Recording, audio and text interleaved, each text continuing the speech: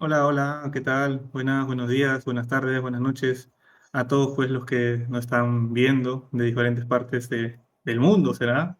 O por lo menos los de habla hispana, ¿no?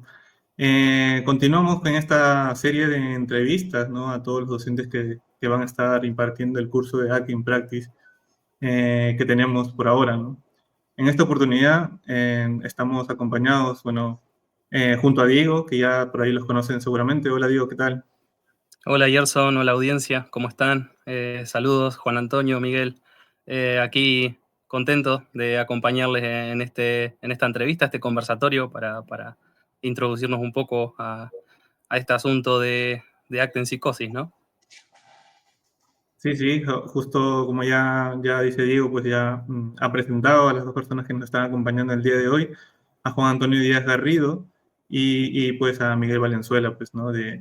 Que nos está acompañando también en esta entrevista. Buenas noches por allá, ¿no? Juan Antonio, Miguel. Hola, buenas noches a todos. ¿Qué tal? Hola, muy buen día por allá, Gerson y Diego. Buenas tardes, Juan. Hola, Miguel. Vale, pues como ya habíamos mencionado, bueno, como ya había mencionado Diego, hoy hablaremos un poco sobre la psicosis, un poco sobre el trabajo que se viene realizando desde ACT, un poco sobre el trabajo que viene realizando Juan Antonio con relación a su propuesta de tratamiento para la psicosis. Y bueno, hablaremos un poco de muchas cosas en sí, de los problemas conceptuales, del problema conceptual que viene no solo de repente al concepto de psicosis, sino a muchos problemas psicológicos, ¿no? Hablaremos sobre, bueno, sí, sobre la psicosis, que si bien es cierto, es un constructo que ha generado pues, una cantidad bastante grande de conflictos, como ya decía, no solamente con el tema de la psicosis, sino con los constructos psicológicos en sí, ¿no? De los manuales diagnósticos. Además de los problemas conceptuales que ya mencionaba también sobre lo que implica la psicosis, que, bueno, que han ido variando en relación a lo que entendemos por el concepto en relación al tiempo, ¿no? Los estigmas sociales, al problema, con el uso de los modelos biomédicos tradicionales y algunos otros más que seguro irán surgiendo en el camino de esta entrevista o esta conversación. Por otro lado, también pues hablaremos sobre la necesidad quizás de modelos de tratamientos interdisciplinarios, los tratamientos transdiagnósticos que por ahí han surgido ya de aquí a un tiempo, y pues además indagar sobre el modelo de ART, ¿no? De aceptación y recuperación por niveles de Juan Antonio que viene realizando Juan Antonio y su grupo, ¿no? De repente para empezar un poco a entrar ya en la entrevista en sí, después de esta pequeña introducción, pues sería preguntar, ¿no? ¿Qué podemos entender por psicosis o, bueno, qué sabemos, ¿no? Por lo menos de lo que implica, ¿no? Este concepto, ¿no? De repente Juan o Miguel, si quisieran empezar con ello, ¿no? Adelante, Juan, que es el experto, ¿no? Sin duda. Bueno, experto en plátanos canarios, Miguel. Más de experto no, soy poco, ¿no? Yo siempre he dicho, y de hecho cada vez lo escucho más, ¿no? Que yo en mi bagaje he intentado entender y saber a qué se corresponde eso que se llamamos psicosis, ¿no? Y en mi experiencia no lo tengo nada claro, ¿no? Sabemos que desde la psicopatología clásica, normalmente se ha entendido más como esquizofrenia, normalmente es escindida, y realmente distintos estudios indican que ese concepto muy categórico, muy de síntomas y demás, no corresponde realmente ni al 10-30% del conjunto de lo que llamamos psicosis, ¿no? Un 10%. Sin embargo, cuando vemos casos clínicos y demás, el 90% están etiquetados de esquizofrenia, ¿no? Entonces, lo primero que deberíamos, para intentar entender qué es la psicosis, es intentar acotar, ¿no? Psicosis es un conglomerado de fenómenos, de situaciones, de vivencias que forman un poco eso que conforma la variabilidad humana, ¿no? Igual que hay personas que pesan 200 kilos, hay personas que pesan 40 kilos y menos, ¿no? Igual que hay personas muy altas y personas muy bajitas, o hay personas con la cabeza grande o con la cabeza pequeña, ¿no? La variabilidad humana está ahí. Y la psicosis vendría un poco a representar un poco eso de la variabilidad humana. Es cierto que a lo largo de la historia ese concepto está muy ligado a fenómenos biomédicos, principalmente a partir de los años 50, con la introducción de la corpomacina, con la publicación del famoso manual de Carl Snyder de manual de psicopatología, ¿no?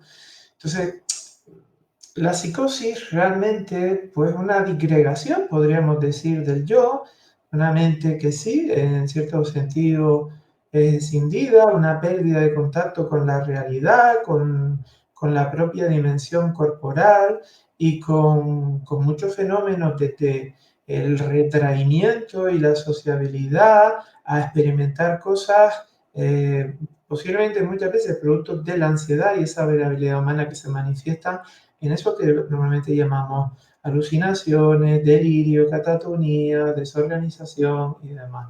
O sea que creo que la respuesta que siempre suelo dar es que no sé ni tengo la más remota idea de lo que es la psicosis. Posiblemente estamos hablando de 1 millón y más uno de problemas diferentes que hemos catalogado porque tienen distintas variabilidades en común, ¿no? Para mí eso es la psicosis. Yo no puedo dar una mejor no definición que la que ha dado Juan, ¿no? Creo que ha dado en el clavo al hablar de variabilidad humana y al hablar de muchas cosas que se meten dentro del paquete, del sobre de la psicosis. Yo sí creo que también la psicosis tiene mucho que ver con la respuesta que ofrece el mundillo de la salud mental y todo el entorno social a la persona con este diagnóstico, ¿no? Desde respuestas hostiles que en algunos casos suponen incluso pérdida de derechos que creo que son fundamentales, hasta en ocasiones con la mejor intención, no tengo ninguna duda, sobrecarga de pautas farmacológicas que producen efectos a medio y largo plazo realmente importantes. Todo el tema del estigma, creo que me interesa mucho todo eso que es la psicosis porque me ponen el cartel de psicosis. Y creo que eso también forma parte del problema y creo que forma una parte donde sí tenemos una capacidad de intervención mucho mayor que tal vez sobre eso que está generando ese tipo de respuesta, que sin duda tendrá una funcionalidad, o por lo menos sin duda desde el punto de vista de los que entendemos el aprendizaje y la conducta desde unas raíces skinnerianas y contextuales, pero que sin duda también hay otras muchas cosas que acompañan y van acrecentando el dolor y el sufrimiento tanto de la persona etiquetada como persona con psicosis, psicótico, esquizofrénico y de todo su entorno, ¿no? Creo que también eso es la psicosis. Escuchaba esta preponderancia en la no definición, como dice Miguel, de la idea de retraimiento, de disgregación del yo, ¿sí? Y luego mencionadas apenas las alucinaciones, los delirios. En general, en los manuales, la mayoría de los libros que tratan el tema, suele ser al revés, ¿no? ¿A qué se debe esa inversión, por así decir, de los síntomas positivos o negativos? Miguel. Bueno, siempre que yo responda, hay que escuchar a Juan, que luego va a dar la respuesta correcta, ¿eh? Yo ya lo aviso. A ver, yo creo que al final lo que los manuales o lo que la psicopatología tradicional se ha centrado es en aquellas respuestas que son menos frecuentes y que nos parecen más complejas de poder entender, ¿no? Que una persona selle su habitación poniendo tornillos en la ventana para que alguien que supuestamente la lleva persiguiendo tiempo, pues nos llama mucho la atención. Y creo que ahí está parte potente de esa sintomatología. ¿Qué ocurre con esa sintomatología? Pues, ¿quién le pone nombre a que una idea es delirante? ¿Quién pone nombre a que la persecución es delirante? ¿Quién pone nombre a que estoy escuchando voces, escuchar voces sea un fenómeno psicótico cuando sabemos que hay un amplio porcentaje de la población lo puede escuchar y eso ya lo sabemos, creo. Entonces, me temo que era muy fácil basarnos en determinado tipo de sintomatología para muy rápidamente poder definir. Creo que nos quedamos muy cortos si hablamos de eso que se llama popularmente sintomatología positiva, ¿no? Ya viene la respuesta correcta, Juan. No, Miguel tiene una sabiduría que vence cualquier argumento externo, ¿no? Para mí no es una respuesta corta porque no sabría contestar esa pregunta de manera muy breve, ¿no? Sí puedo hilar unos argumentos. Si uno busca en Google, ahora iba a mirar pero no me dio tiempo, qué es la psicosis, qué es la esquizofrenia, exactamente van a hacer una preponderancia a lo que has dicho, ¿no, Diego? Es decir, normalmente van a comentar que si son alucinaciones, personas que viven con alucinaciones, delirios y demás. No hace mucho una anécdota de un afamado profesor bastante conocido, precisamente argentino, no voy a decir quién, en un debate pues me comentaba un poco de lo que era la esquizofrenia y dio literalmente la respuesta de Google, ¿no? Entonces yo le contesté que eso efectivamente no era la esquizofrenia, no, la esquizofrenia son otras cosas y eso proviene de una historia, de la psicopatología clásica, de muchos sesgos y demás, y bueno, ¿para qué fue aquello que me bloqueó en todos sitios, ¿no? ¿Por qué solemos hablar de alucinaciones y delirio? Antiguamente, cuando se hablaba de psicosis y esquizofrenia, no se hablaba de eso. Efectivamente, tiene una importancia arrolladora, ¿no? Las alucinaciones, los delirios, pero ¿de dónde viene todo esto? Habría que hacer una explicación. Bueno, sabemos que hay 3 grandes autores, muchísimos, ¿no? Yo tengo muchos libros de psicosis, de la psicopatología francesa, la alemana y demás, pero hay 3 grandes autores que sobresalen en los actuales conceptos de lo que es la esquizofrenia y psicosis actualmente. Uno es Kraepelin, que posiblemente hemos oído hablar todos de él, ¿no? Con su concepto de demencia precoz, que no hemos quedado con ciertas cosas que dijo, pero su pensamiento tuvo una evolución que parece que no se estudia tanto, ¿no? Como que la psicosis no era tan deteriorante como la había dicho en un primer momento y demás. Y después le siguió otro gran autor que es muy interesante, Emil Bloiler, ¿no? Bloiler era un autor muy interesante, de hecho acuñó el nombre de las esquizofrenias, que ha llegado hasta nuestros tiempos, ¿no? Y él hablaba de 2 fenómenos, de 2 síntomas fundamentales, ¿no? Uno que llamaba, de hecho, síntomas fundamentales y básicos y síntomas accesorios. En los fundamentales y básicos, curiosamente, fíjense lo que estamos hablando, fundamental y básico, y Bloiler era un gran autor y un gran estudioso. Él no hablaba para nada ahí de alucinaciones ni delirio, él hablaba de las 4 A's, ¿no? Lo que normalmente venimos a hablar actualmente a sociabilidad, planeamiento, apatía, bulia, etcétera, ¿no? Es decir, pérdida de la función, ¿no? Lo que un conductista diría pérdida de la función. Y sin embargo, hablaba de síntomas accesorios a esos síntomas. Él hablaba de voces que hablan en primera persona, voces que le hablan en tercera persona.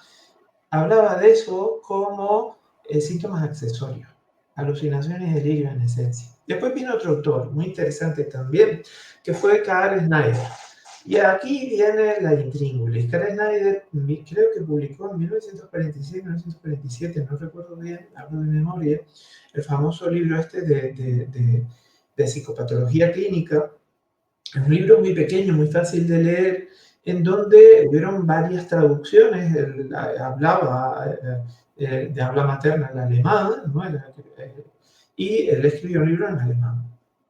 Y curiosamente tuvo varias traducciones, y no se sabe muy bien si por la traducción, si por intereses externos, no lo sabemos muy bien, pero en su obra primigenia él hablaba de síntomas de primer rango y de síntomas de segundo rango. En los síntomas de primer rango, él hablaba precisamente de eso, ¿no? Alucinaciones, delirio, catatonía, etcétera, etcétera, etcétera. Y en los síntomas de segundo rango, él hablaba de lo que para básicamente Bloiler eran los síntomas fundamentales y básicos. Pero ojo, eso se tradujo al inglés como síntomas necesarios para etiquetar a una persona de esquizofrenia. Cuando eso no dijo en ningún momento Karen Snyder. Karen Snyder decía que eso era importante en algunos momentos del curso de una persona, ¿no? que está desbordada y demás, pero para nada era para poder generar un diagnóstico clínico. Eso lo recogió sobre todo el movimiento neocarapeliano con el DSM-3, y lo vinieron a recoger como síntomas básicos. De hecho, los síntomas de primer rango snyderianos, mal interpretados y mal traducidos, efectivamente, vinieron a acotar lo que eran los criterios clínicos del DSM-3 y, por ende, un poco más tarde, de los criterios clínicos de la Clasificación Internacional de Enfermedades, de la CIE. Posteriormente, de hecho, hasta la CIE 9MC, si no recuerdo mal, llegaba a decir, bueno, si tiene 2 o más síntomas snyderianos, ¿no? Es decir, eran síntomas básicos para hacer diagnóstico. Y aquello que para Bloiler era importante, prácticamente estaban en segundo lugar y no adquirían importancia. ¿Por qué podemos tener este concepto de entender que una psicosis son alucinaciones, delirios y demás? Pues posiblemente casi coetáneo a la fecha de la publicación de ese libro, se introdujo el primer neuroléptico mal llamado antipsicótico, la clorpromacina, con Delay y de níquel y demás, ¿no? La clorpromacina fue el primer antipsicótico de primera generación que se introdujo y efectivamente da una buena respuesta a corto plazo porque son también mal llamados o bien llamados tranquilizantes mayores. Claro, eso para la industria farmacéutica supuso un antes y un después.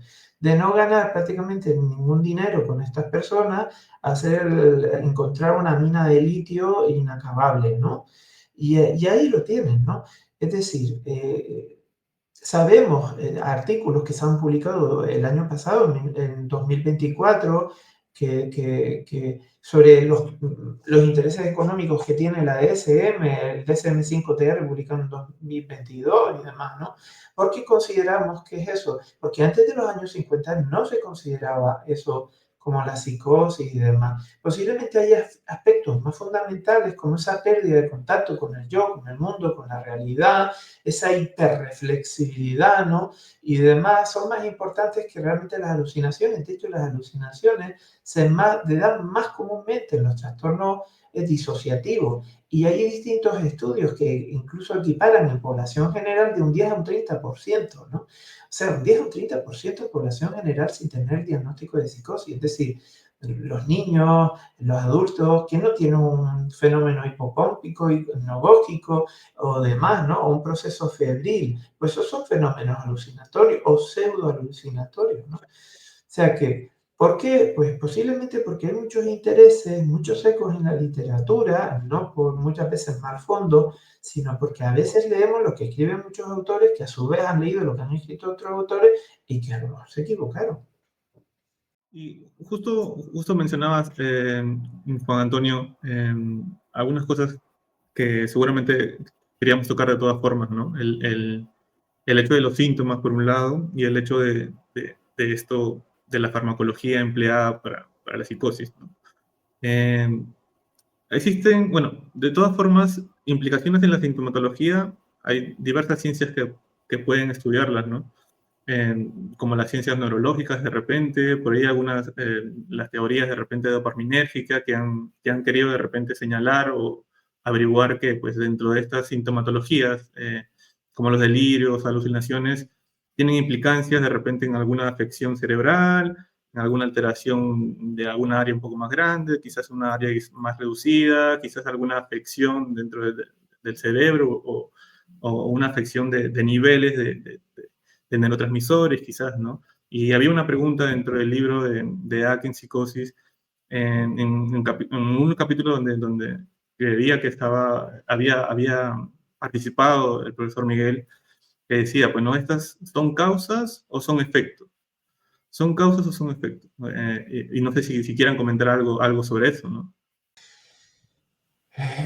Mira, por eso ahí podríamos hablar un poco de lo que dicen los estudios científicos. Si uno empieza a buscar en buscadores científicos, aquellos que están libres de intereses comerciales y demás, ¿no? O que sabemos que las publicaciones tienen muchos también secos que están estudiados, ¿no? Secos de confirmación, es decir, si yo publico en una línea A y tengo un renombre, todos los que vengan detrás de mí a ser más fácil que publiquen en la línea A que en la línea B, porque yo tengo un renombre y he publicado en una revista de alto nivel, ¿no? Esos secos de confirmación se dan en la literatura, pero también secos económicos. Las revistas viven de fuentes, ¿no? Y muchas veces los trabajos de investigación y demás están sufragados por becas y por la industria. Y cuando uno coge, empieza a mirar la literatura actual, y no tan actual, sino de aquí a 10 años atrás, empieza a estudiar un poco sobre fenómenos causales de la psicosis, no encuentra nada.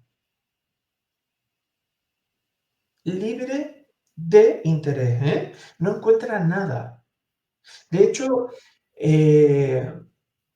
hay grandes autores que el mismo presidente de la NIM, ¿no? Del Instituto Nacional de Salud Mental de hace unos años, que llegaba a decir que habían invertido en tropecientos mil millones de dólares y no habían conseguido mover la aguja de la brújula, ¿no? La aguja. ¿Qué significa eso en habla anglosajona? Que no han demostrado nada, ¿no? Por ejemplo, Nassim Andreasen, que posiblemente hemos escuchado, hizo varios estudios a nivel de resonancia magnética funcional y demás. Y en un primer momento Nassim Andreasen decía, bueno, hay una hiperdilatación ventricular, esto es lo que causa la psicosis, por eso se generan alucinaciones. Esta mujer fue tan honrada que en un segundo estudio dijo, definitivamente esto no lo hace. Esto genera la actuación de los antipsicóticos genera una hipertrofia en el área prefrontal que impide pensar, que impide tener procesos cognitivos correctos. De hecho, hasta el propio Jim Banov llegaba a decir que realmente el efecto ventricular había más falsos positivos que verdaderos positivos, ¿no? O sea, de un 30 al 40%, un 10 a un 30%. O, por ejemplo, la famosa hipótesis dopaminérgica, que también con el estudio de McCutcheon, en el 2022 creo que fue, se vino una revisión Umbrella y llegó a decir que efectivamente que la hipótesis tan aceptada a nivel mundial no explica para nada, no tiene nada que ver con la psicosis, ¿no? De hecho, las personas que no tienen psicosis tienen alteraciones dopaminérgicas tan habitualmente como las personas que tienen psicosis. Eso llama mucho la atención, ¿no? De hecho, hay una hipótesis muy estudiada también, pero poco difuminada en el árbol científico y en el mundo universitario, que es la hipótesis de la hiperdopaminergia, ¿no? Es decir, cómo el propio fármaco genera una necesidad en las redes neuronales, es decir, cuando entendemos una drogadicción, ¿no? Le damos a una persona heroína, entiende que se producen dos tipos de dependencia, una orgánica y una psicológica, ¿verdad? Claro, son drogas ilegales que generan una dependencia, igual que lo puede hacer el café, el mate, o lo puede hacer hasta el chocolate mismo, ¿no? Pero claro, los neurolépticos no generan esa dependencia psicológica, pero a nivel neuronal, cuando se generan ciertas alteraciones en las redes neuronales y quitamos el antipsicótico, el neuroléptico, esa red se desregula. No funciona igual. Entonces, la propia red demanda, porque tiene ya auto- y heteroreceptores disfuncionales, demandan el neuroléptico. ¿Y qué ocurre cuando lo demanda? Pues empieza a aflorar todo aquello que hizo al profesional darle el neuroléptico. Y muchas veces el profesional dice, ven, si le quitamos la medicación, tiene más fenómenos alucinatorios, tiene más fenómenos delirantes y tiene más psicosis, ¿no? El fármaco previene el deterioro cognitivo y el fármaco previene los fenómenos positivos, ¿no? Pues no, pues no. Y eso está muy estudiada, se lo pueden estudiar. eh, eh, es una hipótesis de los años 90 que se ha venido estudiando hasta fecha, hasta ahora mismo, que era el último estudio que se publicó el año pasado, ¿no? O sea que, ¿por qué se mantiene esto? Pues como en un mundo tan globalizado, igual que hasta con el pan se especula con fármacos esenciales para la vida, se especula, ¿cómo no se va a especular con fármacos que generan una gran cantidad, ¿no? Y para especular sobre eso tenemos que admitir que existen muchos daños orgánicos. Y eso sin negar que en la psicosis también pueden haber casos orgánicas. De hecho, en la literatura se recoge que las personas, aquello que antiguamente llamábamos discapacidad intelectual o retraso mental, ¿no? De hecho, el psicoanálisis tenía un nombre para estas personas cuando se psicotizaban, ¿no? Y le llamaban psicosis injertada.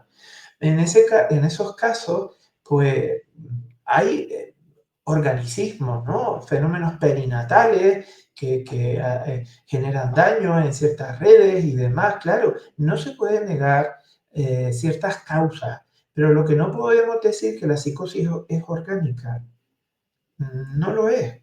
Hay fenómenos que son precipitantes o predisponentes o concomitantes, pero no tiene por qué, ¿eh? Igual que no los hay. De hecho, el trauma psicológico, hay muchos estudios que hablan de hasta un 92% de los casos. 92%. Y esto es como, ¿qué fue antes? ¿El huevo o la gallina? Un niño que sufre un abuso sexual, una negligencia y demás, acaba generando psicosis en la vida primaria adulta, ¿no? La vida joven adulta. ¿Ha habido algo orgánico? Efectivamente, un trauma psicológico puede afectar al cerebro como si está estudiado, pero ¿hay una causa orgánica? Bueno, muy posiblemente mucha gente va a estar en desacuerdo con lo que digo, muy revolucionario, pero yo no hablo de lo que yo pienso, yo creo, yo hablo en términos de ciencia, y términos de ciencia libre, aséptica, a mí no me paga nadie, a cualquier tipo de interés. Y esto lo mantengo y lo defiendo en mi casa y en la NASA, si hace falta. Pues, como decía Juan, ¿no? Y por caer peor, casi que Juan, porque lo dice con palabras más dulces, no hay ninguna causa orgánica que dispare ningún trastorno psicológico que hasta el momento haya demostrado que esa es la realidad. Yo creo que partimos de un error importante, que es que somos dualistas, trialistas, separamos cuerpo, cerebro, hormonas, neurotransmisores, contexto, creo que todo eso no se puede separar. Porque si no, al final, ¿dónde ocurren los fenómenos o los comportamientos que podamos llamar comportamientos de psicosis o psicóticos? Pues ocurren dentro del cuerpo y sufre el cuerpo. ¿Qué ocurre realmente? Yo creo que lo que hay es un inmenso negocio y muchísima gente manteniéndolo por buena voluntad. No es fácil difundir información o artículos que eliminen este convencimiento de tanta gente. Y cuando ocurrió hace poco en la televisión española, hemos tenido unas reacciones realmente devastadoras contra la persona que lo comenta, ¿no? Desde sociedades de psiquiatras en este caso, pero seguro que también habrá sociedades de psicólogos completamente convencidos. Yo creo que todo esto parte de un trauma. Yo estoy de acuerdo contigo, Juan, parte de un trauma. Parte de un trauma de la psiquiatría de no ser medicina y de la psicología de no ser medicina. Y creo que eso es fundamental y es algo tan humano como eso. ¿Qué nos encontramos con todas esas inversiones enormes hechas? Porque tanto Alain Francés como Insel, como todos al final, lamentablemente al final, dicen, oye, nos hemos equivocado. Y el nos hemos equivocado y no hemos encontrado nada, se escucha mucho menos aparecen muchos medios que descubramos cada semana la causa del TDAH, la causa de la psicosis o la causa de cualquier otro problema. Claro que tiene que ver con lo orgánico. Nada humano no tiene que ver con lo orgánico. Es imposible separarlo. ¿De dónde empieza? Pues probablemente tenga, como decía Juan, miles de causas. El consumo de drogas puede provocar efectos o comportamientos similares a lo que hablamos de la psicosis, sí, claro. Y el consumo de alcohol, pues también. Entonces, el gran problema es que sigue habiendo unos intereses económicos enormes y, por lo tanto, es muy fácil que llegue determinada información a mucha gente que realmente está haciendo un trabajo de muy buena voluntad y que intenta ayudar. ¿Y cómo no le vas a dar a alguien que te aparece con un diagnóstico de psicosis una cosa que se llama antipsicótico? Claro, fijaros qué fácil, ¿no? Para estudiar. ¿Qué le mandamos, Diego? ¿Alguien que tiene resfriado, antirresfriado? Pues por supuesto. Y creo que todo eso termina formando un desconocimiento importante de que realmente la psicosis tiene mucho que ver con lo social y tiene mucho que ver con eso que yo decía al principio de lo que ocurre cuando te ponen la etiqueta. Y entre otras cosas está todo ese exceso, ese cómo te van a tratar a partir de ahora, ese no es necesario que vayas a trabajar, ese desarbolar todo el sistema social de la persona. Y eso orgánicamente claro que afecta, sin duda. Sí, añadir algo que ha dicho Miguel que me ha parecido muy interesante. En el mundo de orientado a la felicidad extrema, donde quien da la pastilla es el gurú, el líder del cual hay que creer y validar, ¿no? Estamos orientados, toda una sociedad completa hacia esa pastilla, que todo tiene cura, los problemas humanos, el sufrimiento, la tristeza, la alegría, todo tiene cura, ¿no? Con una pastilla mágica y el que la proporciona es el gran gurú. Efectivamente, muchas veces muchos autores muy importantes, ¿no? A nivel mundial que dicen que la psicología y la psiquiatría son paradigmas irreconciliables, porque la psiquiatría viene en paradigma hasta del propio método médico y la psicología no. La psicología somos psicólogos, ¿no? Y trabajamos, algunos hablarán de ventres, otros hablarán de conducta, pero no tenemos nada que ver con eso tan orgánico, ¿no? Y de hecho hay un nombre que citó antes Miguel, que yo no lo dije, pero no caí en la cuenta que no lo cité, es Thomas Insel, ¿no? Thomas Insel fue el presidente del todopoderoso Instituto Nacional de la Salud Mental de los Estados Unidos. Y él decía que no habían encontrado nada. De hecho, hace 2 años, hubo otro estudio Umbrella que descartaba la genética de la psicosis, la descartaba, pero sin embargo damos por hecho que esto es algo genético y lo escuchamos como el que se come un arroz con huevos fritos, ¿no? Y no solamente todo esto es que lo digamos Miguel y yo, ¿no? Sino que lo han dicho también muchos psiquiatras muy importantes. Por ejemplo, Thomas Insel, Loren Moser, que la industria le hizo la vida imposible por montar las casas de esoteria en los Estados Unidos. Jim Van Os, que es el que reorganiza toda la psiquiatría en los Países Bajos. Joanna Moncrief, hay autores de reconocido prestigio en habla hispana. Tenemos a Tizón, Jorge Tizón, ¿no?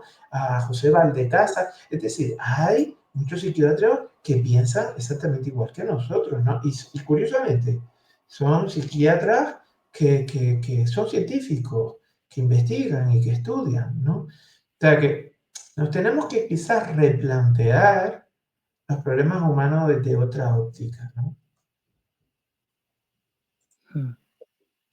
Si dijéramos entonces que no se puede establecer una causa orgánica única o que se pueda generalizar una causa orgánica, diríamos entonces que puede haber correlatos, debe haber correlatos seguramente, porque todo lo humano también implica un nivel de explicación biológico. Pero a un nivel de explicación psicológico, ¿no? ¿Qué intervenciones, qué otras posibles formas de abordaje? Y por ahí concatenamos un poco con ACT también, ¿no? Con terapia de aceptación y compromiso como una alternativa válida para el tratamiento de estos cuadros. Pues fíjate, quien mejor te va a poder hablar evidentemente de eso es Juan, pero yo sí quiero hacer un primer, ponérselo, digamos, para que remate a puerta con la mayor facilidad. Si algo ha hecho la psicología fundamentalmente y parte de la psiquiatría, y hay que reconocerle, porque claro, estas posturas desde dentro de la psiquiatría son realmente complejas de mantener y pueden causar muchos problemas a los profesionales que la defienden. Yo iría primero con una cosa, Diego, deberemos decir que hasta el momento no hemos descubierto ninguna causa orgánica en ningún trastorno psicológico. Y eso es científico, hasta el momento. No sé si lo descubriremos en un momento y estaremos totalmente equivocados. Pero ahora mismo estamos equivocados suponiendo que hay esa causa. ¿Qué ha provocado todo eso? Una idea global de que la psicosis era algo crónico, incurable, y que tanto la persona como el resto de la familia, como el resto del entorno de esa persona, iba a ser víctima de una situación de tremendo sufrimiento. Y creo que trabajos como los que decía Juan de Sotería, trabajos como lo que está haciendo Sécula con Diálogo Abierto, y para mí un trabajo esencial como el que hace Juan con niveles de deterioro y con niveles de recuperación, creo que devuelven la esperanza de que es posible, y realmente lo es. No hablamos de una enfermedad crónica. Hoy en día ya creo que eso sí que es grave decirlo. Habrá casos muy difíciles. Habrá casos donde probablemente la trayectoria previa lo haga muy difícil de volver a tener una vida que merezca la pena ser vivida o valiosa en ese modelo de Marcialines. Pero yo creo que el devolver la esperanza es fundamental, y a eso ha colaborado muchísimo, sin duda, y en español creo que ha hecho un trabajo inmenso, además que recoge parte de lo que hemos hablado, recoge parte de los trabajos de Diálogo Abierto, recoge trabajos, por ejemplo, del ámbito de la neuro o del ámbito de la psicología del aprendizaje rusa de principios del siglo XX, como Vygotsky. Es muy amplio el modelo y creo que, bueno, Juan lo puede explicar sin duda con mucha más conocimiento.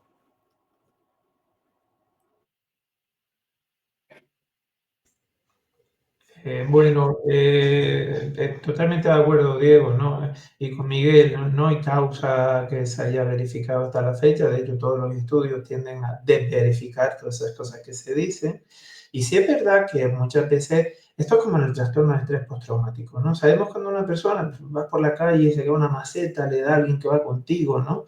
Y te quedas ahí traumatizado durante mucho tiempo, ¿no? Es verdad claro, que esa impresión psicológica tiene un correlato después a nivel biológico, eso desde luego.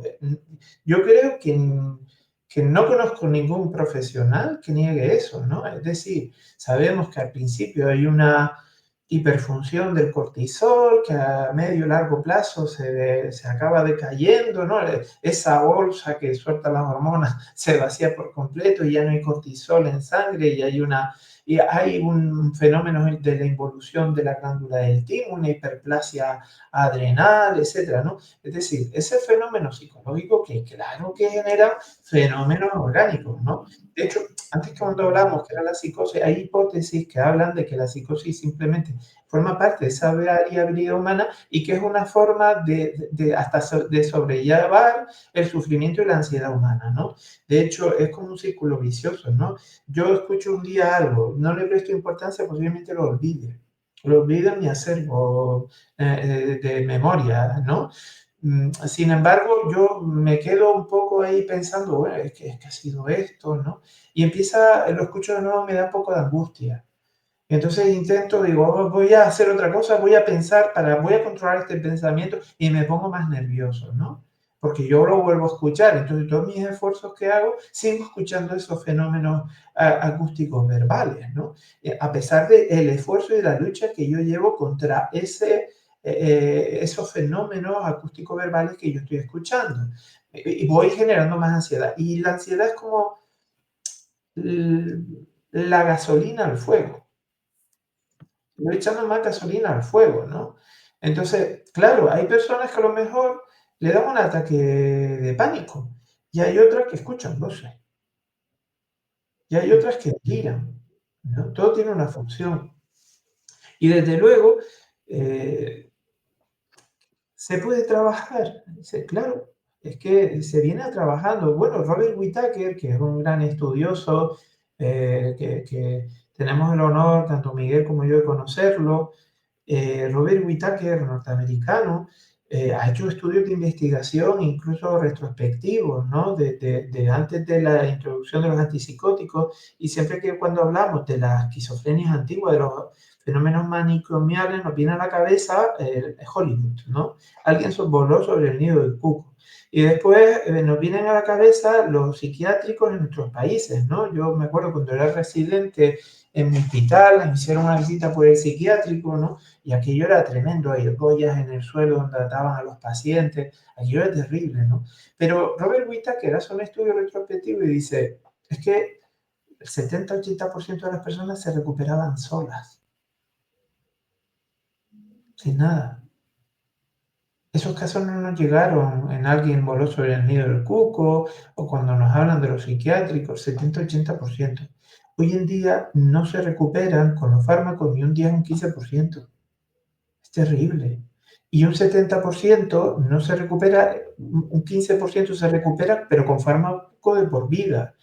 Otro tanto por ciento, como un tercio más o menos, se recupera, pero ya ahí con un montón de fármacos, pero no trabaja, tienen discapacidad. O sea, los datos antes de los fármacos a los datos actuales, los vea quien los vea, son reales, están ahí, no se quieren mirar, pero son aterradores y la psicosis no ha variado.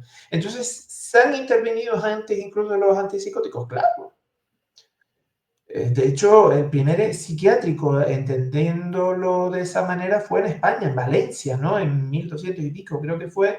Y eran monjes, creo que jesuitas, no sé, y les ponían a hacer a la gente cosas, ¿no? Y ponte a arar la tierra, ponte a coser, o sea, intentaban que las personas se recuperasen sin nada, y mucha gente se recuperaba. Entonces, han habido tratamientos, claro que los ha habido.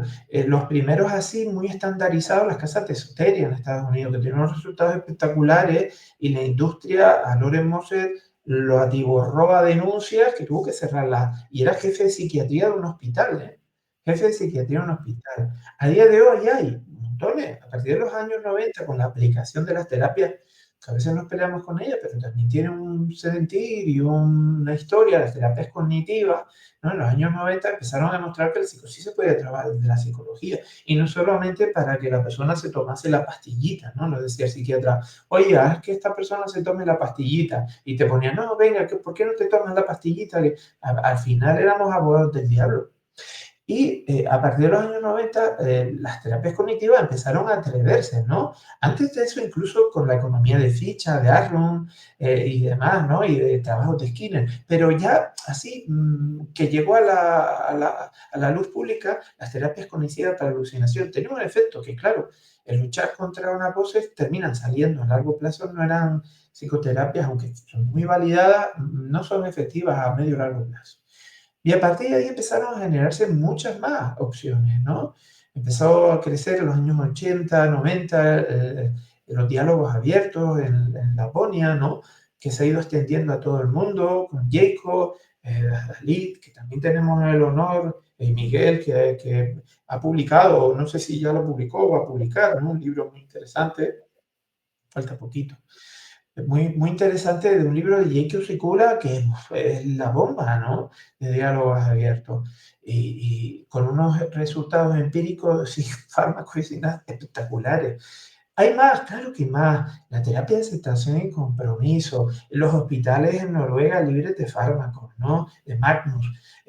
Hay muchos modelos, la terapia centrada en la compasión, incluso hasta el propio psicoanálisis también tiene tratamiento. En España una corriente que son los alienistas del Pisuerga, que tratan de una manera muy humana a las personas y que priman su recuperación. Es decir, que hay alternativas. ¿Y las personas se recuperan? Claro que sí, claro que se recuperan. Uno de los modelos así que se ha incorporado entre los modelos contextuales es la terapia de aceptación y recuperación por niveles, ¿no? Que es otra. Es decir, hay muchos modelos. La cuestión es que los psicólogos tenemos que quitarnos todas esas capas que cargamos detrás de nosotros, que no corresponden a la psicología, sino a otros modelos y a la moda de la felicidad, y empezar a obrar y a pensar como psicólogos y libres pensadores, buscando hechos refutados y no lo que nos dicen, incluso hasta los profesores, ¿no? Una vez decía, voy a citarlo porque él lo dijo públicamente, Marino Pérez, decía que él estaba acostumbrado hasta en la universidad a escuchar cosas que no se correspondían y venía de una universidad puntera en España, ¿no? Y que no se correspondían a lo que es el ser humano y que él intentaba en sus clases decir todo lo contrario, ¿no? O sea que a veces los profesores también son víctimas de sus tiempos y de lo que leen, pero es que no es que lo haga con maldad ni nada, ¿no? Y no es que yo tenga la razón o la tenga Miguel, pero a día de hoy la literatura avala lo que decimos. Y ya ahí no hay más argumentos. Yo creo que hay una cosa fundamental en todos los modelos de los que ha hablado Juan y algunos que he comentado. Y creo que aquí sí estamos en esto que yo os comentaba al principio, que me preocupa mucho de la reacción que tenemos cuando tenemos el diagnóstico. Todos estos modelos de los que ha hablado Juan, ART, diálogos abiertos, esotería, parten de incluso esa primera experiencia en el primer manicomio religioso en España, parten de una visión de que vamos a tratar a la persona como una persona con dignidad. Como una persona con dignidad. Cuando empieza el tratamiento como un enfermo irrecuperable, parece que se pierden todos los derechos. Y parece que todo para protegernos y protegerse a él mismo o a ella misma. Y creo que la diferencia realmente de humanismo y de una visión sobre quién es la persona que está sufriendo y que es un sufrimiento tan humano como el mío, con otros resultados, con otros comportamientos, con otras conductas y evidentemente con otras reacciones sociales. Y creo que ahí está la clave de dónde la psicología tiene que poner el pie y decir, de aquí no nos podemos bajar. Justo hace unos, entre el relato de Miguel y de Juan, se habla un poco igual de este estigma que hay, no solo a nivel personal de la persona que padece algún tipo de psicosis, alguna alteración, sino que también a nivel profesional, ¿no? Ya como mencionaban también, y a nivel social en sí, ¿no? No sé si en todas partes del mundo, pero seguro que en algunas sí.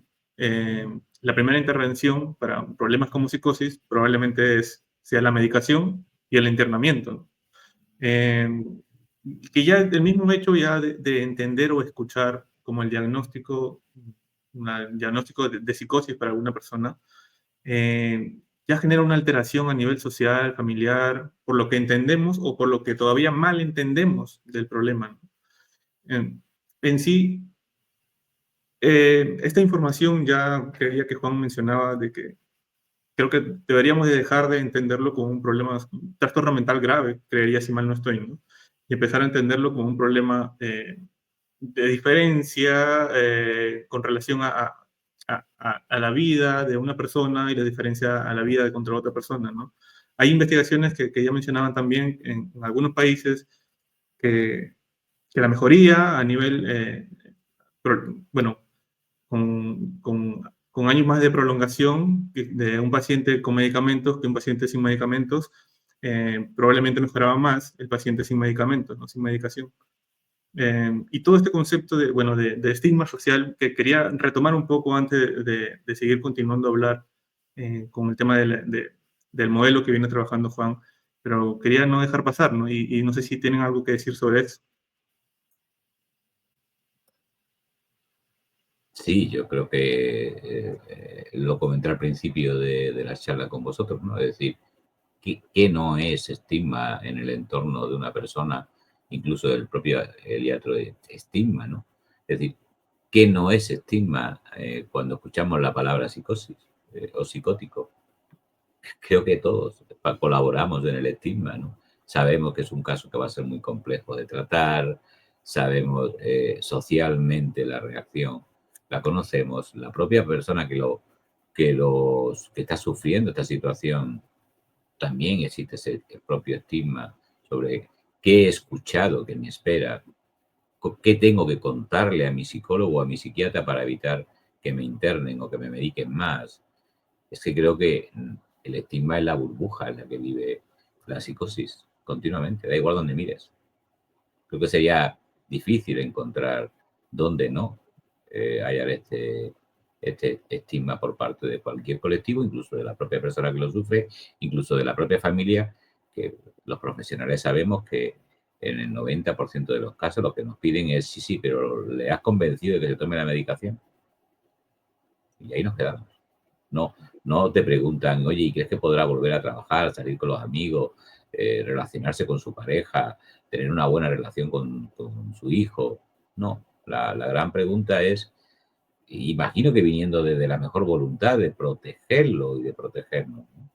Pero creo que es un error importante. Yo creo que la atmósfera donde vive una persona con un diagnóstico de psicosis se llama estigma.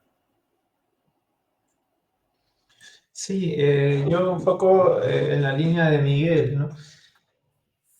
La psicosis también tiene un componente muy importante cultural. En algunas culturas la psicosis no es un problema. Por ejemplo, en las culturas arábicas la psicosis son portadores de la verdad, ¿no? Son personas que dicen la verdad. O en culturas pues más aisladas, que cada vez quedan menos, ¿no? En la Amazonía, en algunas culturas africanas, pues son portadores de la luz, ¿no?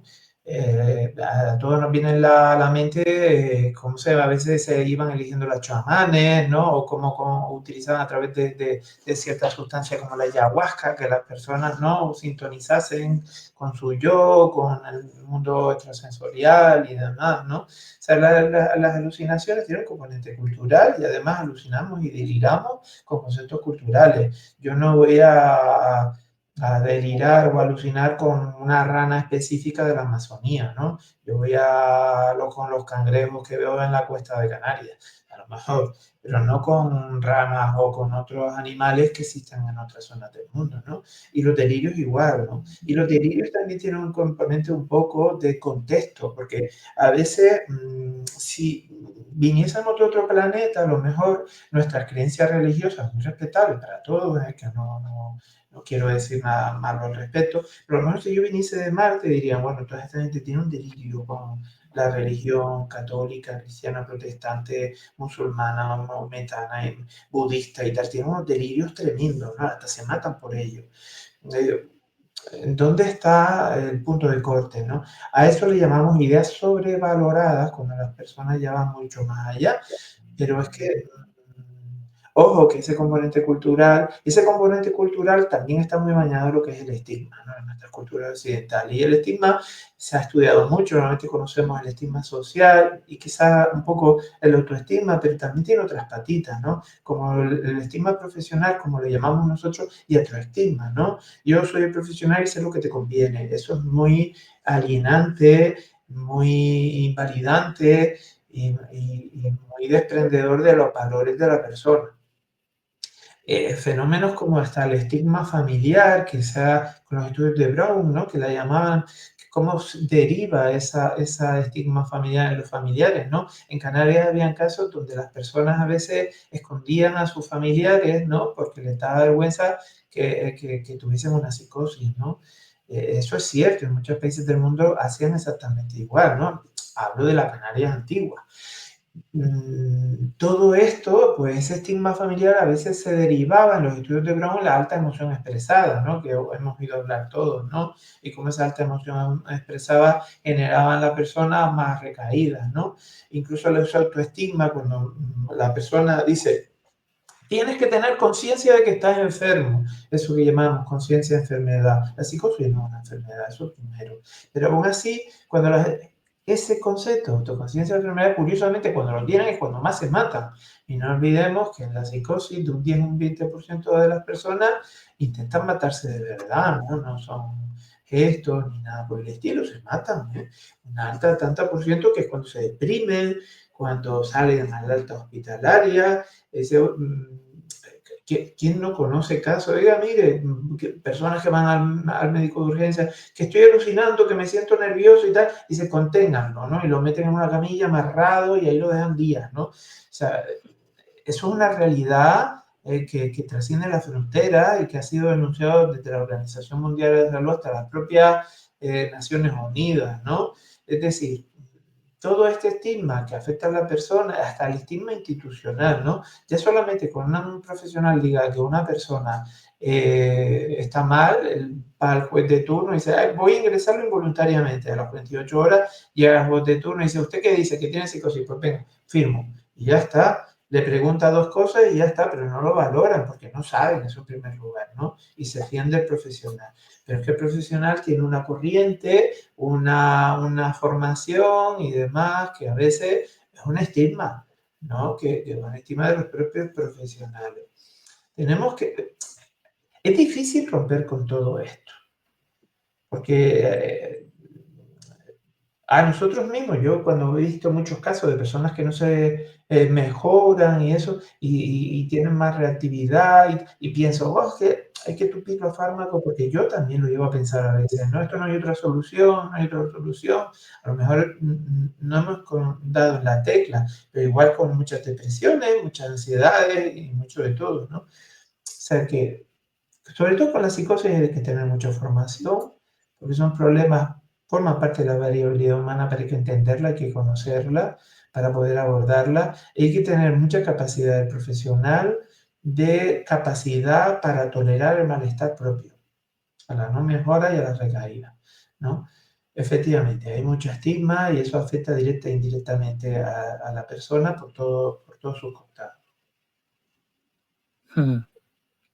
Y queriendo corrernos un poco de esa estigmatización profesional, ¿no? De ese poner estigma a la persona que recibe un diagnóstico, que de repente está teniendo síntomas del espectro psicótico, eh, para dejar de nombrarlo como psicótico, ¿no? Dejar de nombrar a la persona como psicótica para pasar a decir que está pasando por un proceso, ¿no? Y quizá de repente poder relacionar esto con los procesos de aceptación, ya que estamos en esto de ACT en psicosis, ¿no? No sé si tienen alguna reflexión al respecto acerca de cómo han abordado esos procesos.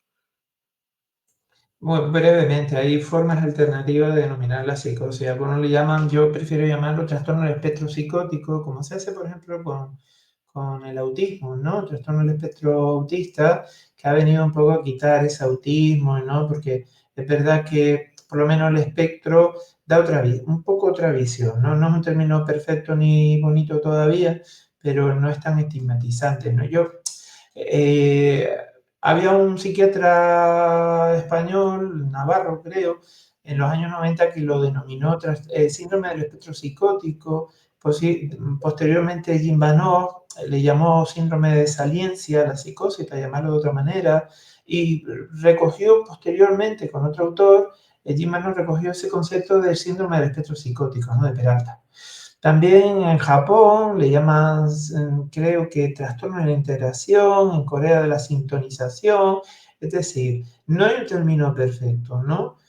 De alguna manera, a lo mejor para entendernos los profesionales, de alguna manera le tenemos que llamar, pero es mejor un espectro que algo que catalogue concretamente en un saco con síntomas. Y un espectro ya viene un poco a hablar de dimensiones. Y cuando hablamos de dimensiones, hablamos de variabilidad. Y cuando hablamos de variabilidad, hablamos de modelos transdiagnósticos, que los hay muy buenos. Los propios modelos contextuales y conductuales son modelos transdiagnósticos. Son modelos transdiagnósticos, ¿no? Y hay más.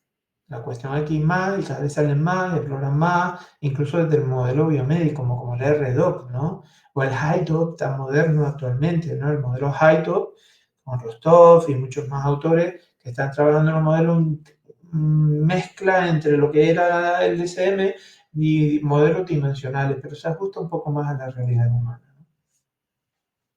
Justo sobre eso, había un apartado en el libro también que decía, que hablaba de las nuevas investigaciones que estaban teniendo, ¿no? Esto de agrupar los trastornos por espectros está sucediendo, creería que ya por la evolución en la investigación del CIE-11 CCDR, ¿no? Estaban agrupando bastante por espectro de la ansiedad, espectro de depresión, y están agrupando así como justo lo mencionaba Juan Antonio, ¿no? Y en el libro hablaba también un poco sobre la investigación del RDoc, ¿no? Y que terminaba, creería, las líneas diciendo, no sabemos cuánto demorará por ahí la investigación, pero creería que es más conveniente que tarden regularmente más, que salgan aclaraciones más tempranas, ¿no? Creería que era un capítulo que escribía, bueno, que participaba Miguel Valenzuela. No sé si tiene algo que decir por ahí. Sí, bueno, yo creo que, a ver, que la guerra del lenguaje es una guerra realmente complicada en este tema, porque al final, cómo nos dirigimos en común, cómo organizamos esta entrevista si no hablamos entre los cuatro de que vamos a hablar de psicosis. Es muy complicado. Lo que está contando Juan de empezar a tener una perspectiva más dimensional, creo que ayuda a hablar de variabilidad, y la variabilidad posiblemente pues salve a más gente, ¿no? de de entrar en contacto con determinados modelos de intervención.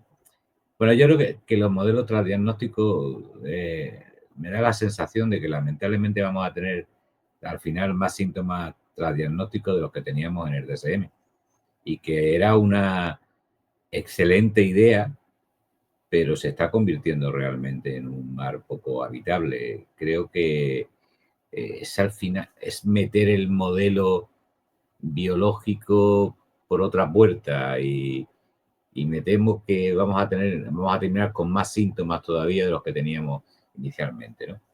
Que la hiperreflexividad causa sufrimiento, estupendo, claro que sí. Que la inflexibilidad, el comportamiento basado en reglas, causa sufrimiento en muchas ocasiones también.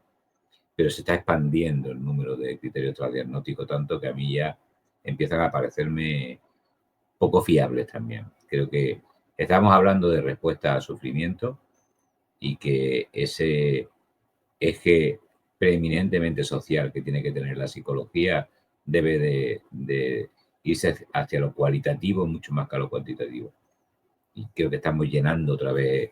Vamos a sacar un DSM transdiagnóstico en breve.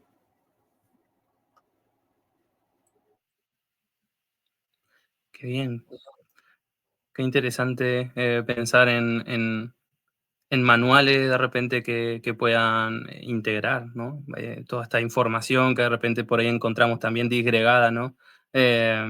Al estudiar los cuadros por separado y de repente pensar categorialmente, eh, y, y empezar a ver un poco más estos procesos de base que tienen en común muchas veces las patologías, como se le ha dado en llamar. Yo me preguntaba también en relación a ACT en particular, ¿no? Si podríamos pensar en cómo entra en juego el asunto de la flexibilidad psicológica, de la habitación experiencial, tanto en personas que tienen síntomas del espectro psicótico como en profesionales que tratan a personas que tienen esos síntomas, ¿no? De repente, cómo se juegan esos procesos. No sé si tienen alguna reflexión que quieran compartirnos al respecto. Bueno, yo lo primero que te diría es que dejar de hablar de síntomas, ¿no? De hablar de fenómenos, experiencias y demás, porque los síntomas realmente a la psicología nos hemos acoplado a ellos, ¿no? Pero no forman parte de la raíz de la psicología, ¿no? Nos hemos acoplado en el modelo biomédico, ¿no? En donde muchas veces hablamos de psicoterapia basada en la evidencia, cuando lo que realmente hacemos es aplicar modelo médico, ¿no? De comparar grupos de personas que son idénticas en idénticas respuestas, y hemos perdido eso que hablaba Miguel del análisis cualitativo, ¿no? De los estudios de casos, los N1, skinnerianos, incluso psicoanalíticos, por qué no decirlo, y esa perspectiva cualitativa de lo que siente realmente la persona. Muchas veces cuando a los modelos contextuales se dice es que ACT es solo probablemente eficaz según la APA y tal, y hay estudios que contradicen y tal. Y yo, tanto a los que defienden eso, ¿no?, como a los que lo atacan, yo les diría que realmente no saben lo que es ACT, porque ACT no trabaja sobre el síntoma, sino trabaja sobre el destino, pero sobre el propósito de la vida. Entonces, ¿cómo valorar eso en los grupos control? Y cuando esos grupos hablamos, no, ya no tiene tantas alucinaciones que le atacan. Pero yo no quiero trabajar sobre eso con la persona. Yo quiero trabajar con la persona si sigue yendo a comprar el pan como antes iba a comprar el pan. Si de repente sale con su novia o con su novia de un paseo y se van al cine. Si va al gimnasio, si lee un libro, si escucha música, que lo ha dejado de hacer, si vuelve a retomar todas esas actividades.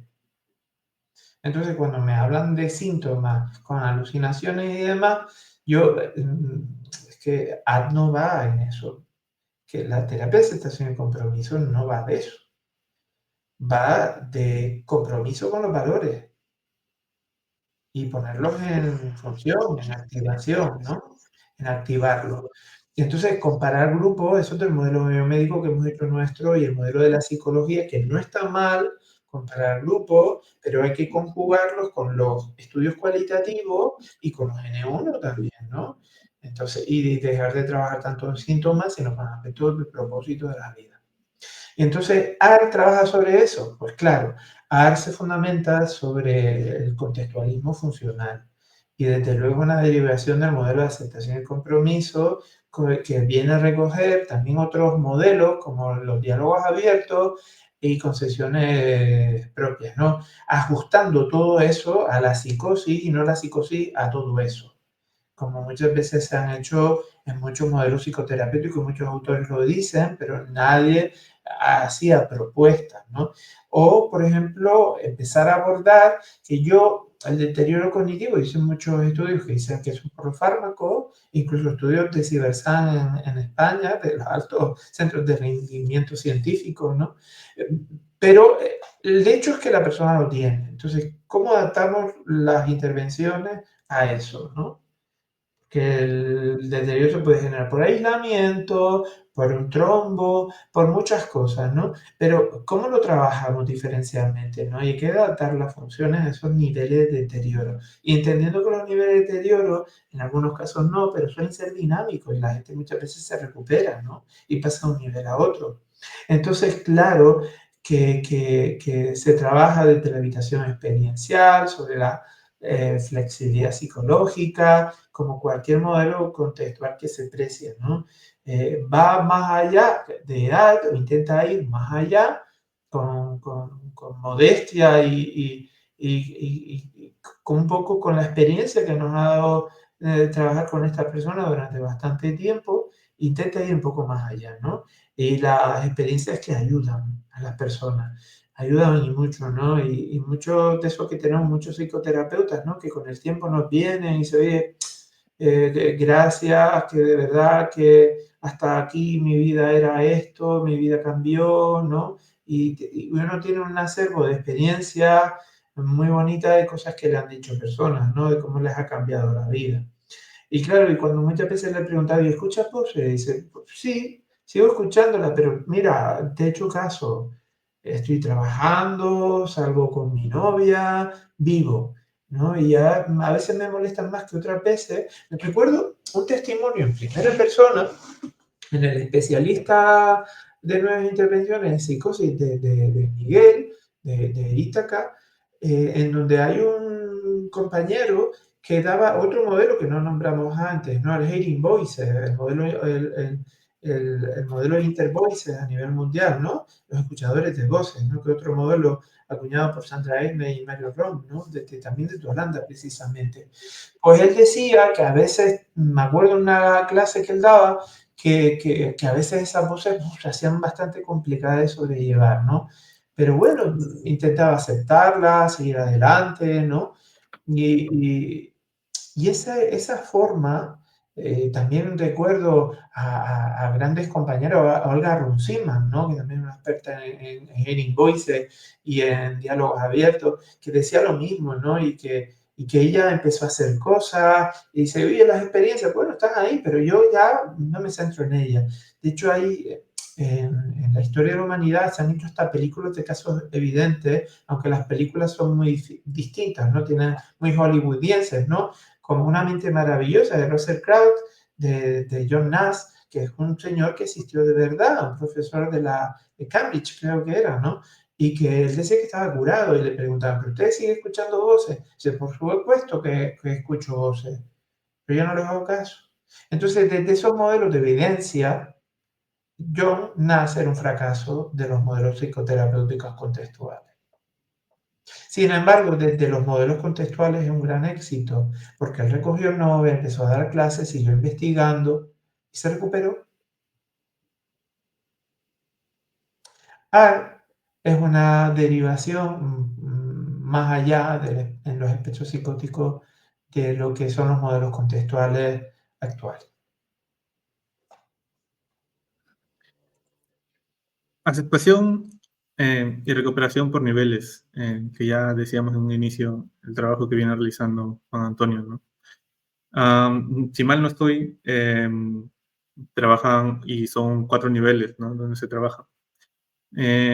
Quizás si nos puedes comentar un poco más sobre el trabajo, sobre cómo se lleva el tratamiento o este modelo que han venido investigando ustedes.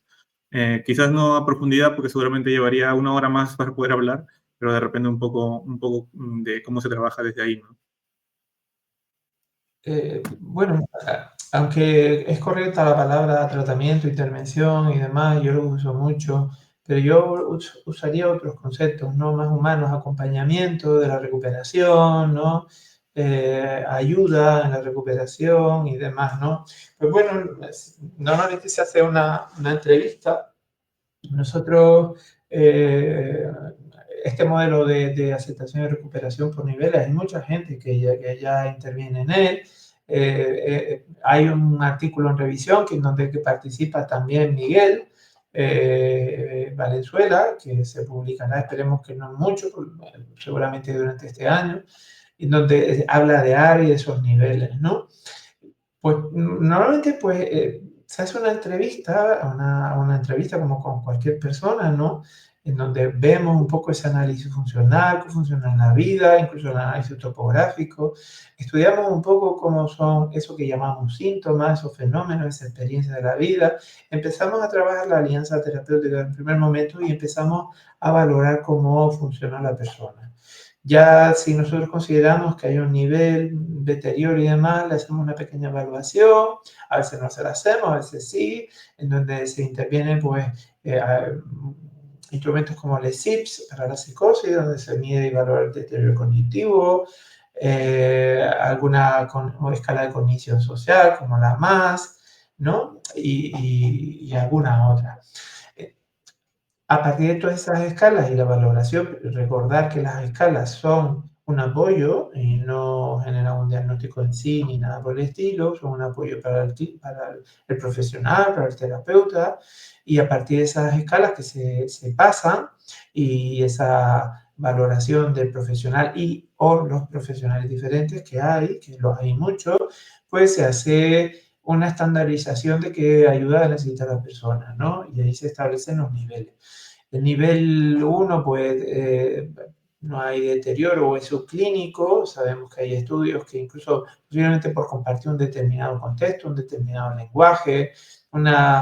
Hace poco, el año pasado, salió un estudio, antes en esta pregunta de la causa o el efecto, ¿no? Un estudio que se publicó de Londres, ¿no? Sobre la asociación de la pobreza con los problemas humanos, ¿no? Y de la esquizofrenia en concreto se dice aquí la causa orgánico, la pobreza y efecto de la psicosis. La psicosis genera pobreza y la pobreza genera psicosis, ambas cosas. Y bueno, y a partir de ahí pues se hace esa valoración, ¿no?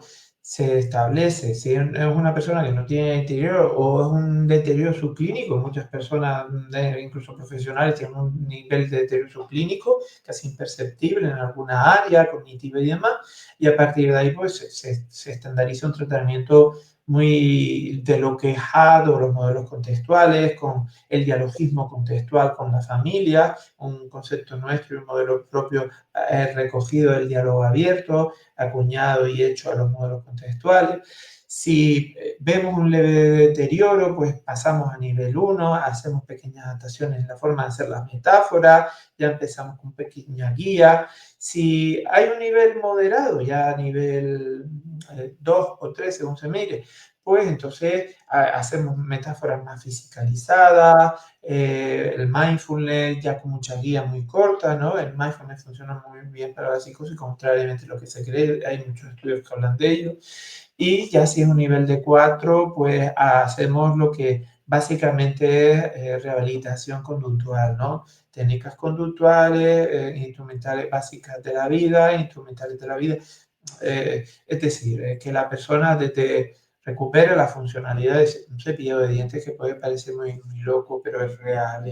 Hay gente que pierde tanta función que no se lavan los dientes, se orinan encima, hasta que ya puedan coger el teléfono y tengan conversaciones, leen la prensa, hablen un poco, serían herramientas más instrumentales.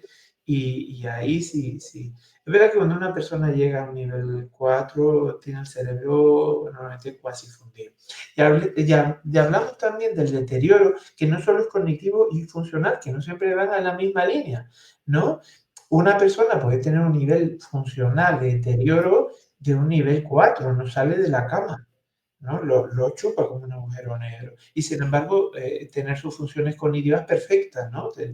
Una persona sin nivel de deterioro. O una persona que tenga un nivel de deterioro cognitivo 4 y no pare la pata, ¿no? No pare de moverse para aquí, para allá, para el otro lado, pero no funciona bien cognitivamente, ¿no? O sea que esos serían un poco los niveles y las adaptaciones, que son para hablar mucho, y bueno, se consiste un poco en eso. Wow, súper interesante. Me quedo con muchas ganas de seguir escuchando al respecto. Me imagino que durante la clase quedarás en el curso de Acta en Psicosis, profundizarás en ese modelo que vienes desarrollando junto a tu grupo. Quería preguntarte qué expectativas tienes para esa clase, para la clase de Acta en Psicosis dentro del curso. Bueno, las expectativas es que la gente cambie el chip. Mis expectativas siempre son ya que creo que son las que también tiene Miguel, ¿no? Que los profesionales empiecen a cambiar el chip. De que otras realidades son posibles, otras formas de intervenir son posibles y que dejemos de tratar a las personas como cosas, en donde nos coloquemos que aunque yo sé lo que pone para ti, a que ellos decidan, vuelvan a retomar las riendas de su vida, ¿no? Y que los profesionales entiendan eso y que se alejen un poco del modelo biomédico. Que estos estudios también tienen evidencia empírica, el diálogo abierto, el hearing voices, hay evidencia sobre todo eso, y que se centren en las personas, ¿no? Que no tengan complejo de médico, que no lo somos. Yo estoy muy orgulloso de ser psicólogo. Y para ello es fundamental lo que tú has dicho, ¿no? Yo creo que la expectativa que puede tener Juan, y yo deseo muchísima suerte en esta aventura de formación, Gerson y Diego, es que dejemos de tener esa obsesión con el síntoma. Creo que realmente conseguir que se elimine esa obsesión con el síntoma y saber que cuando la gente empieza a tener una vida valiosa en relaciones sociales, en qué hacen el día a día, parece que los síntomas, esos tan tremendamente resistentes, van abandonando solos, ¿no? Creo que si una nueva generación de profesionales formados de esa línea va a ayudarnos muchísimo, seguro. Y eso es lo que pretendemos hacer con Juan, con todo lo que divulga, con todo lo que hace en sus publicaciones y en el día a día, y en esa coherencia diaria, donde ha conseguido que toda una comunidad aquí, toda una región, esté consiguiendo funcionar en base a otros criterios, ¿no?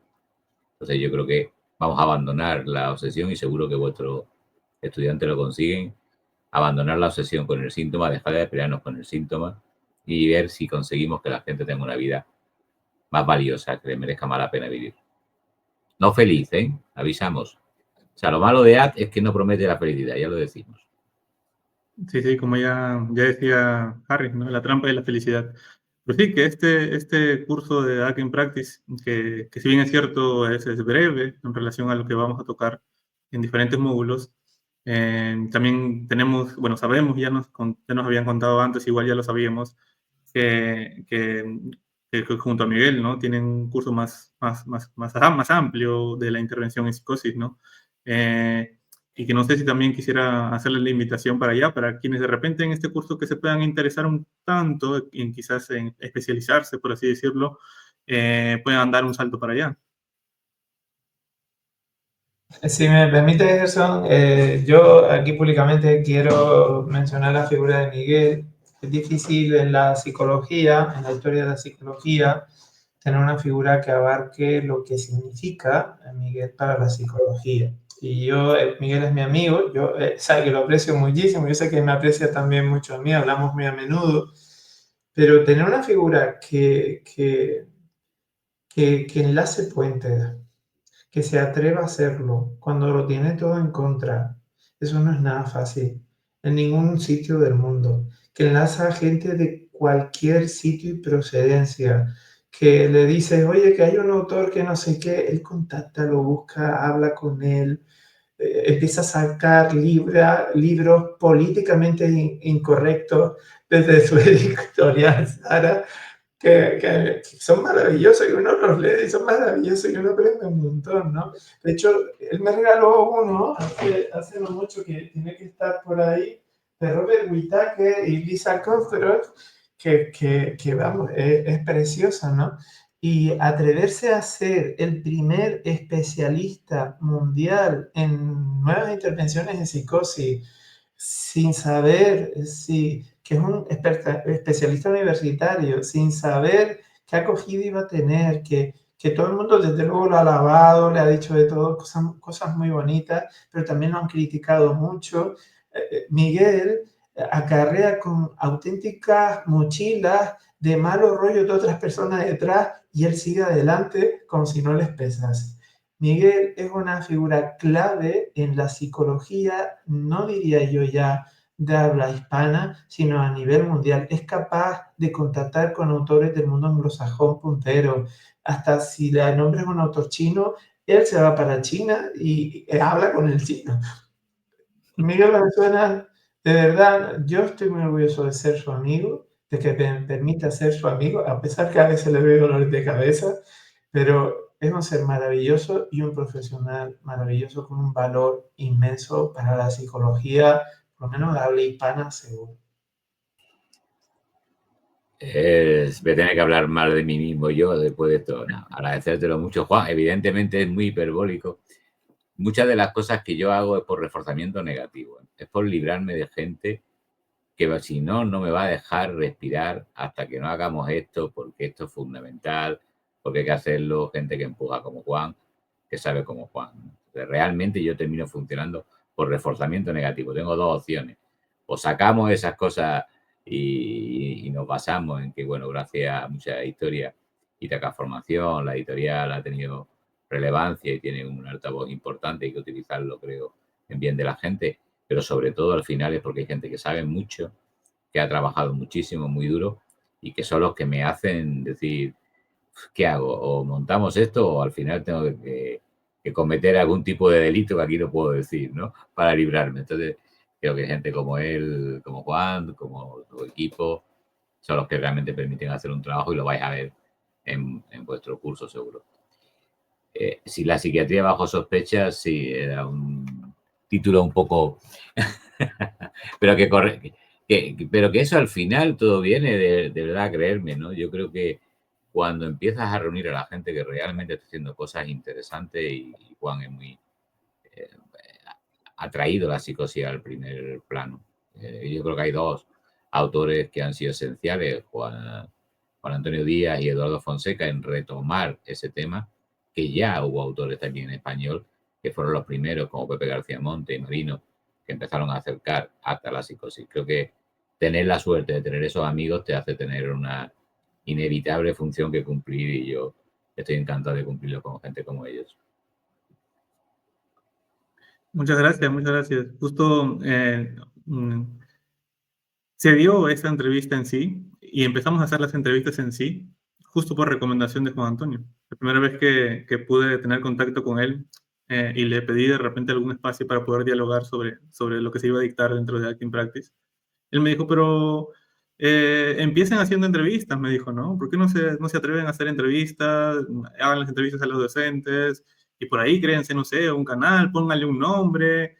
Y bueno, la recomendación fue de él. Y justo mientras hablábamos, me dijo, pues en la entrevista, si ustedes pueden contactar a Miguel, pues a mí me encantaría estar con Miguel al lado en la entrevista. Y ahí sí fue como sucedió, ¿no? Todo esto ha sucedido en relación, en gran medida, por Juan Antonio, ¿no? Y yo también, a pesar de que no conozco en sí tanto de Juan Antonio, pues estoy muy agradecido de la recomendación o la sugerencia que nos hizo en esa primera instancia cuando nos vimos. Y pues a Miguel, ¿no? Yo he pasado también por ahí por Ítaca cuando estaba en pregrado. Por ahí he visto sus conferencias, bueno, que dan por ahí por Ítaca, los congresos que se han elaborado durante bastante tiempo, los profesionales que se han ido sumando también a Ítaca, que he seguido también desde antes de que de repente se vayan sumando a Ítaca, pero que son unos grandes profesionales. Por ahí contacté también con alguna otra profesional bueno, que es Karemi, y Karemi me dije, pues le pregunté a Karemi porque tenía más acercamiento y le dije, pues Karemi, ¿creerías que le puedo escribir a Miguel? Y me dijo Karemi, pues claro que sí, me dijo, te paso el número y es un hombre que está trabajando 24/7 y seguramente en cuanto lo lea te va a responder y creería que seguramente va a acceder a la entrevista, ¿no? Yo estoy agradecido por el espacio que nos han podido brindar Miguel y Juan, y también seguramente de repente en algún otro momento poder pasar por ahí, hacerle alguna otra invitación o de repente recibir alguna invitación de parte de ustedes también. Estaremos de todas formas encantados en colaborar o en participar en alguna otra actividad, ¿no? No sé, Diego, si quieres decir algo tú. Adhiero al agradecimiento y celebro su labor, las elaboraciones que llevan a cabo, la difusión, una gran tarea de difusión y la verdad que agradecido por todo eso. Muchas gracias, Juan Antonio y Miguel. Yo gracias a vosotros porque, fijaros, la formación que vais a hacer va a colaborar a reducir un poquito ese sufrimiento del que estamos hablando, seguro. Y creo que eso es lo que al final debe de mover cada uno de los que estamos en función de sus contingencias, de su suerte, de los amigos que tiene, de las posibilidades que tiene. Pero seguro que esa formación va a disminuir el sufrimiento. Y creo que en esa línea debemos de pensar, ¿no? Porque estamos en un mundo realmente complejo ahora para no sufrir. Y muchísimas gracias a Juan por proponerme, porque es uno de los grandes de las terapias contextuales y uno de los enormes conocedores de la psicosis, así que es un placer tener amigos como estos. Nada, yo darles las gracias por este espacio, porque ha sido un espacio muy agradable y bueno, y atreverse, ¿no? Hay un hashtag, se llama, ¿no? Es que no sé el concepto. Sí, que atrévete con la psicosis, ¿no? Que acuñó Miguel con las formaciones de psicosis. Atrévanse a cambiar la perspectiva de los profesionales, ¿no? Es lo más bonito que un profesional puede hacer.